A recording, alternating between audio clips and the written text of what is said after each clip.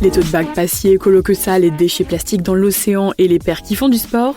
Nous sommes le mardi 18 juin, je suis Pauline Morsley, bonjour à toutes et à tous. Voici votre concentré d'actualité scientifique sélectionné par MaxiScience. La différence entre l'homme des cavernes et nous, c'est le résultat de la science.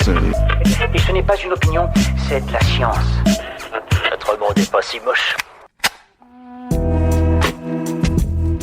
On le sait, des tonnes de déchets plastiques sont déversés dans les océans, ce qui a des conséquences dramatiques sur l'environnement. C'est pourquoi les pays du G20 se sont engagés à réduire leurs déchets plastiques en milieu marin lors d'une réunion au Japon. Malheureusement, bien que l'accord ait été signé, nous avons encore peu de détails sur la façon dont sera menée cette mission. Plastique toujours, vous pensiez qu'avoir un tote bag était écolo ? Eh bien non. Le tote bag est gourmand en ressources énergétiques, plus que le sac en plastique selon l'Agence danoise de protection de l'environnement. Ces sacs en coton devraient être utilisés au moins 7100 fois pour égaler les performances environnementales des sacs en plastique.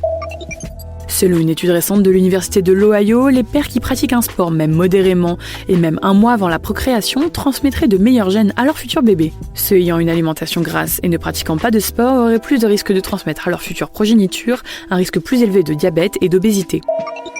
Célébrité, une société israélienne sous-traitante des forces de l'ordre a annoncé une nouvelle version de son appareil de déverrouillage et d'extraction de données de smartphone. Elle permettrait d'accéder aux données de tous les terminaux iOS, c'est-à-dire de la version 7 à la version 12.3 qui est la dernière actuellement disponible. C'est tout pour aujourd'hui, merci pour votre fidélité. Pour en savoir plus sur les news du jour, n'hésitez pas à consulter le site de MaxiScience. En attendant, on vous dit à demain pour de nouvelles actualités scientifiques.